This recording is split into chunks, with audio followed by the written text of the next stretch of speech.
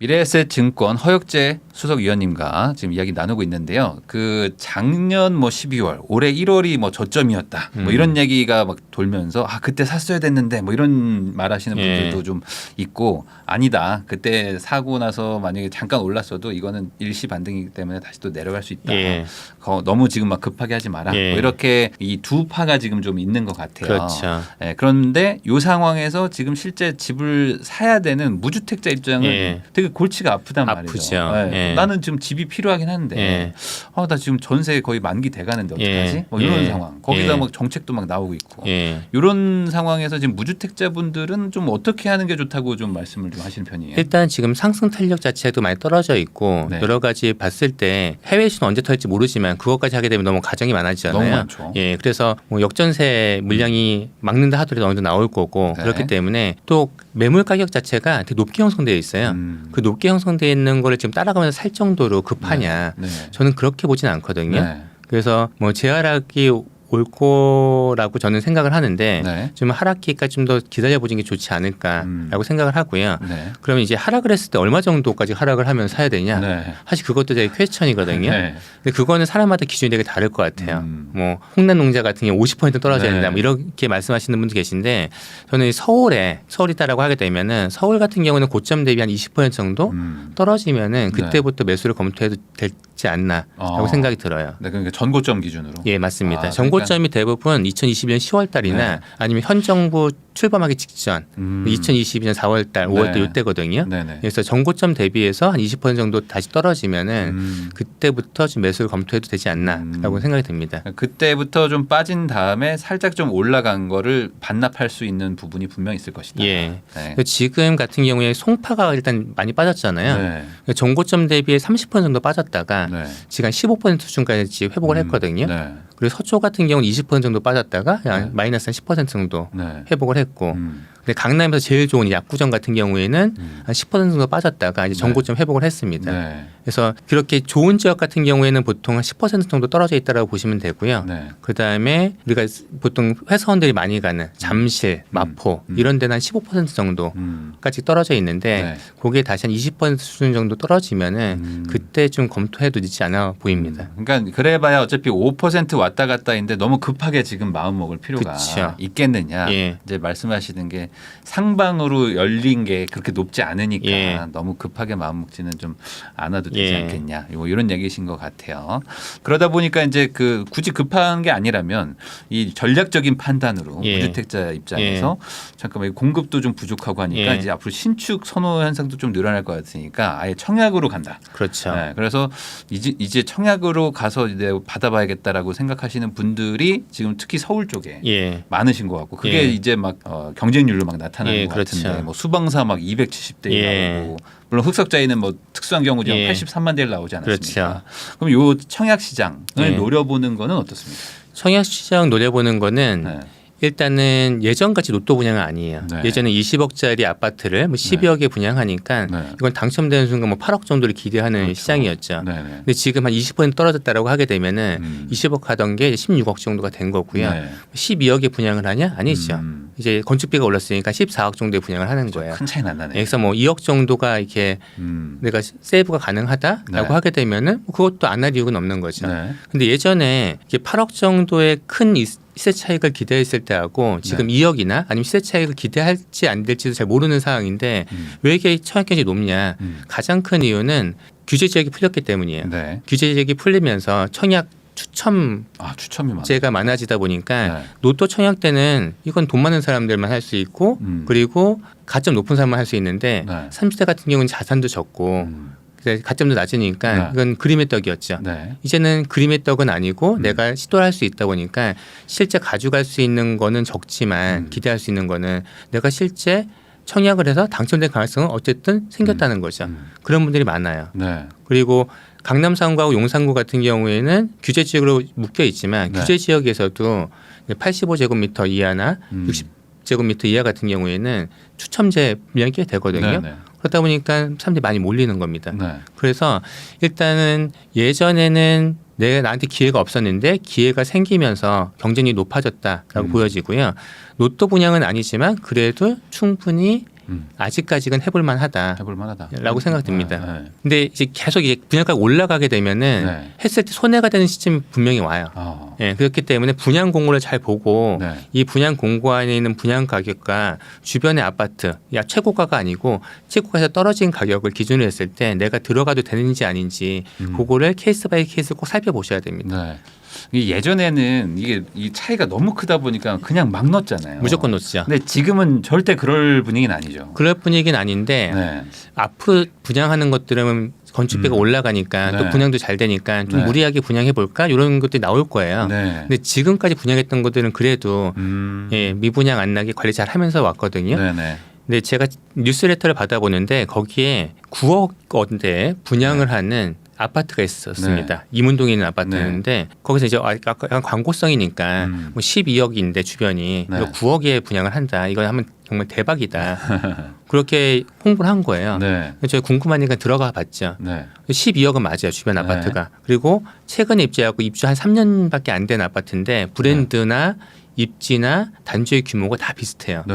근데 이게 12억은 최고점이었습니다. 12억 고점이었고 이 분양 공고 홍보하고 막 그럴 때는 이미 9억에 떨어져 있었어요. 네. 그러면 이제 내가 9억이라는 돈이 있으면은 바로 입주할 수 있는 아파트가 있고 네. 여기다 청약해서 가져갈 수 있는 이제 아파트가 있는 거예요. 분양 아파트가. 네. 그러면 일반적으로는 어떤 게 더 좋을까요? 물론 뭐 바로 실거주는 하고 싶으면 이제 옆에 아파트가 좋겠지만 그쵸. 그래도 이제 나중에 새 거가 예. 되니까 예. 같은 값이면 새 거가 낫지 않을까요? 예, 그렇게 생각하실 수 있죠. 네. 그래서 저는 만약 제가 9억이 있으면 저는 그냥 실거주 할 것 같아요. 그냥. 왜냐하면 바로 내가 이 부동산이라는 것 자체는 음. 투자 가치, 자산 가치도 있지만 거주 가치가 있잖아요. 그거 있죠. 내가 거주하니까 이게 오래된 아파트면 모르겠는데 별로 차이도 안 나? 그러면 9억에 들어간다는 거죠. 네. 근데 이 아파트가 그러면 청약이 잘 됐냐? 되냐? 예. 네. 어떻게 됐을까요?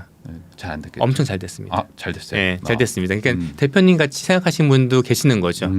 어쨌든 그렇죠. 하게 되면은 한 5년 정도의 갭이 생길 거고 네. 괜찮다고 생각하는 거죠. 근데 여기 또 하나 뭐가 있냐면은 내가 이사하는 시점에 네. 9억이라는 돈이 있으면은 그 이미 입주한 아파트에 들어가겠죠. 네. 근데 난 이사할 수 있는 시점이 아닐 수 있어. 전세에 묶여 있어. 그렇죠. 돈이 그리고 없으니까. 돈도 많지 않을 수가 있어. 네. 그런 사람은 이걸 안 할 이유가 없는 거예요. 또. 계약금만 있으면. 예, 그래서 지금은 주변의 신축 아파트 대비 정말 들어간 지 얼마 안 된 아파트에 뭐 최근 떨어진 가격 해갖고 그 정도 수준에만 분양을 해도 분양이 잘 됩니다. 네.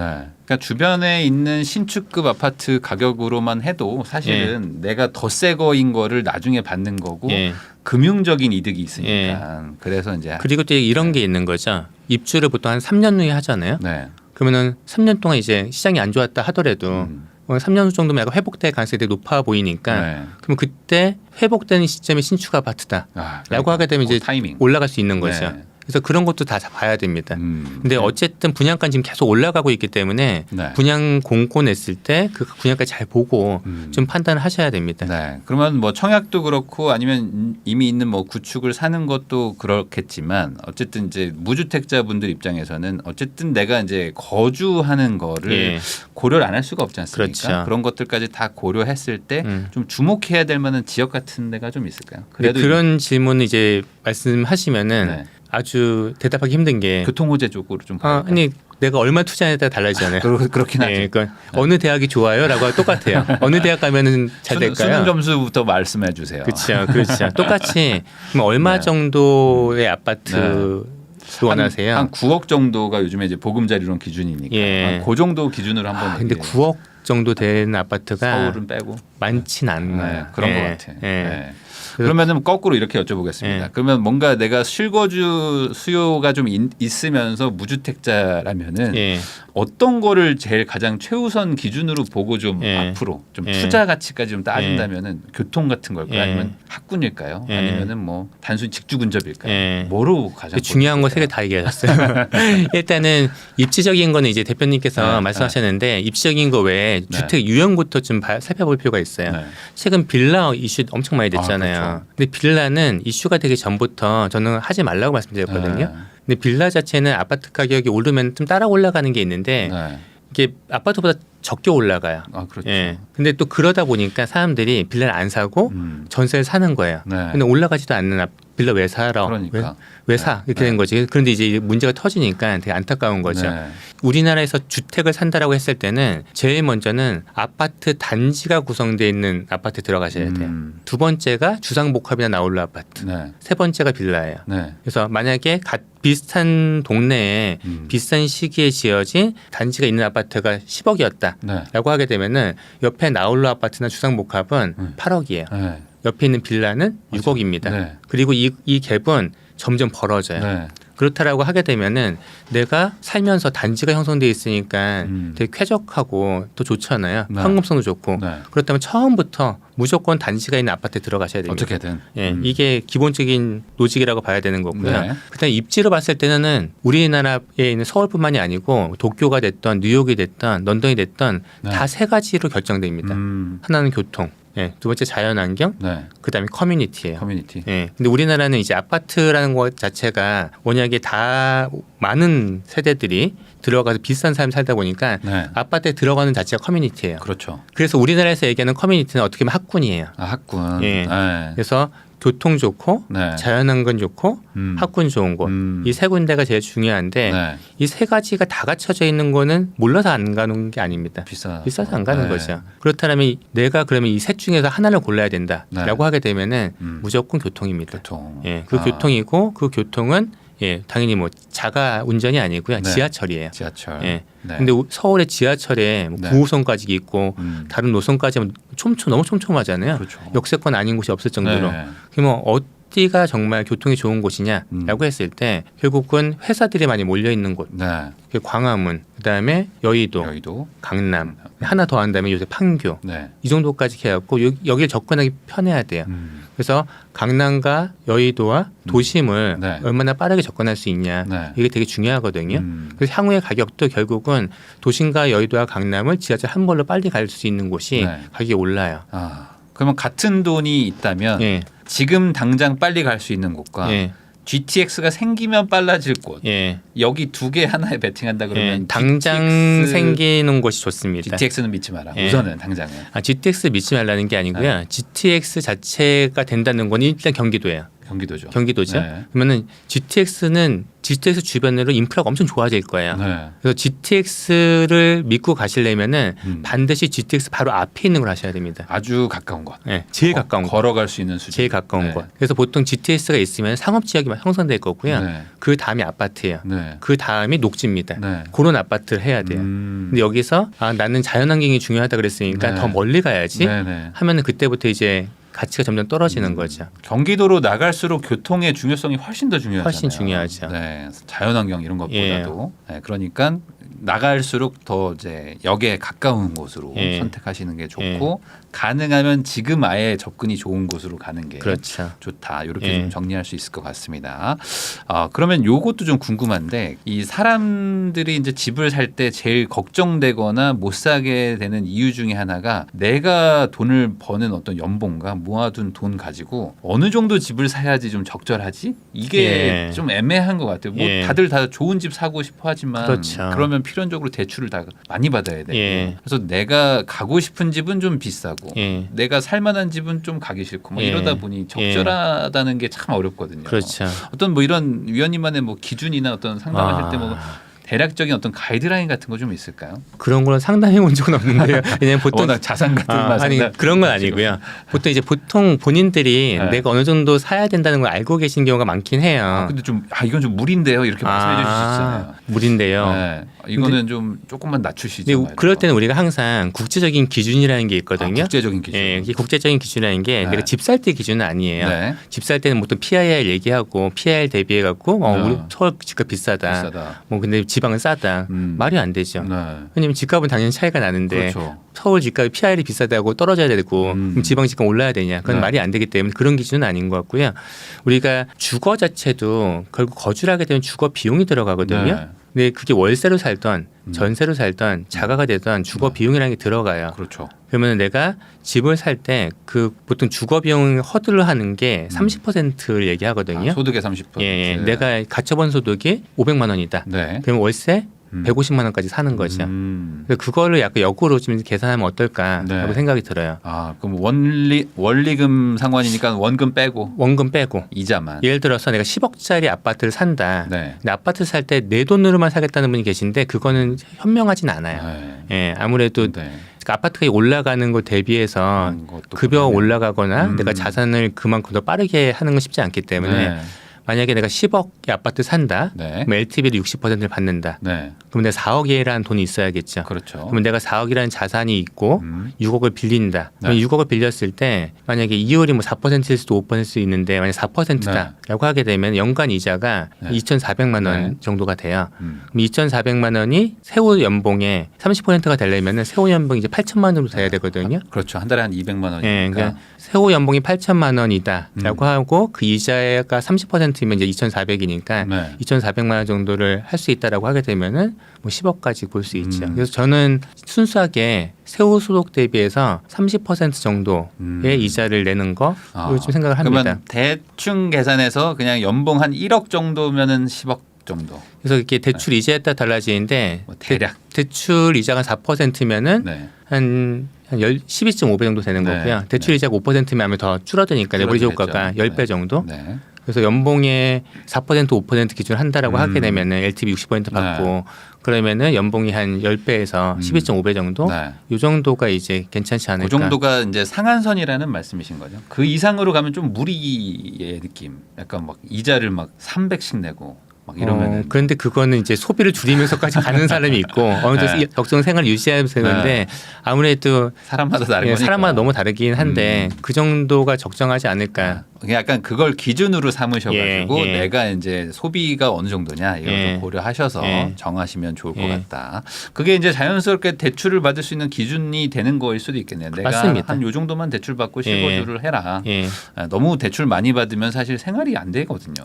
그리고 대출이 이번에도 이제 네. 2021년도 고점에서 사셨던 분들이 힘들어하셨던 이유가 저금리다가 대출 너무 풀로 받으셨거든요. 아, 네. 예, 그렇기 때문에 힘드신 거거든요. 맞아요. 근데 그거는 또 그런 일이 반복될 거예요. 네. 그런데 내가 그걸 30% 정도 줄여놨다라고 하게 되면은 금리가 올라더라도 어느 정도 버틸 수가 있죠.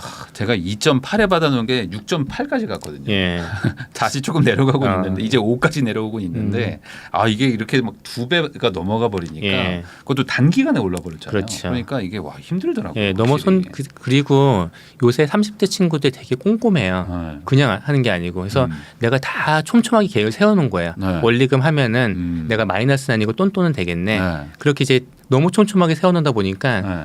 그게 깨지다 보니까 이게 너무 그렇죠. 힘든 거죠. 네. 그러니까 이제 던질 수밖에 없는 거고. 어찌 보면 내가 최대치로 받아놨는데 예. 거기서 다 예. 그래서 어느 정도 눈까지 생각한다라고 하게 되면은 네.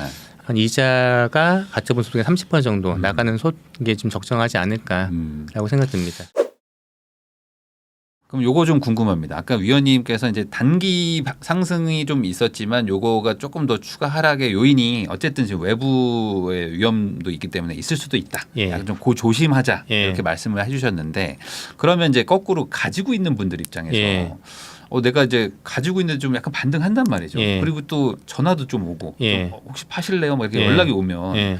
1주택인 사람 입장에서는 예. 이거 이번에 그냥 좀 정리를 할까? 예. 이런 생각도 좀 든단 말이에요. 왜냐면 예. 대출도 있고 이자도 좀 내고 하니까.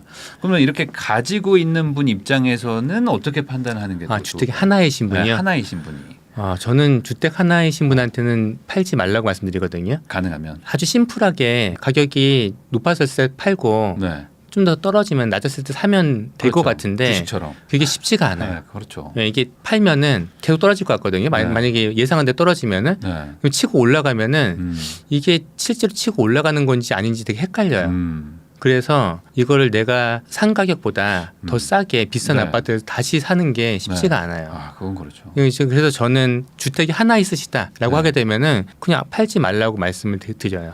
예. 그러니까 지금 팔아서 무주택으로 가는 거는 예. 별로 권하고 싶지는 않다. 않습니다. 이거는 뭐 어떤 상승이냐 하락을 떠나서 그냥 예. 투자 심리가 예. 어렵다. 투자 심리도 그렇고요. 이 거주를 하다 보면은 네. 내가 실거주를 하기 때문에 만약에 이자가 너무 네. 버겁다. 이거는 네. 내가 불가능하다 생각이 그러면 네. 팔 수밖에 수밖에 없겠죠. 네. 근데 아직까지 안 파신 분들은 그건 아니에요. 할만하니까. 예. 네. 어쨌든 이미 금리 수준 좀 낮아졌고 원리금도 갚았으면은 예전보다는 내가 소득이 준 게 아니다라고 하게 되면은 네. 버틸 수 있는 수준이거든요. 그 상태에서 이거를 던진다. 그러면은 만약 이거 안 던졌을 때 어떻게 되는데 네. 가격이 좀 더 떨어진다 하더라도 네. 살다 보면 또 오르거든요. 네. 그래서 저는 살다 보면 올랐을 때의 그 성공 확률이 네. 내가 이걸 팔고 더 낮은 가격에 사는 그 가능성보다는 확률적으로 높습니다. 하긴 또 세금 내고 또 뭐 이거 하면 또 네. 남는 것도 많이 없기도 이게 하죠. 저점 잡기가 되게 힘들어요. 네. 그러면 반대로 이번 기회에 그러면 갈아탑시다. 예. 이렇게 생각하시는 분들은 어떨까? 파는 게 아니라 이제 예. 좀 조금 더 상급의 어떤 좀 지역이든 예. 뭐 금액대로 가보고 예. 싶다. 갈아타는 거는 좋죠. 지금이요? 예. 오히려? 예, 왜냐하면 이게 갈아타는 거 좋다라고 말씀드리면은 네. 그렇게 말씀하세요. 야, 저 집값만 떨어졌냐? 내 집값도 떨어졌는데 네. 갈아타는 게 뭐가 의미가 있어? 의미 없어. 이렇게 말씀하시는데 의미 있습니다. 왜냐하면은 네. 물론 이제 상급지 같은 게 적게 떨어질 수도 있지만 네. 가정 자체를 동일하게 떨어졌다고 생각을 해볼게요. 그러면은 우리가 갈아탄다는 거는 더 좋은 입지로 간다는 걸 기본적으로 생각을 하잖아요. 그렇죠. 그러면은 똑같이 20%가 떨어졌어요. 네. 10억 하는 아파트가 8억이 됐어요.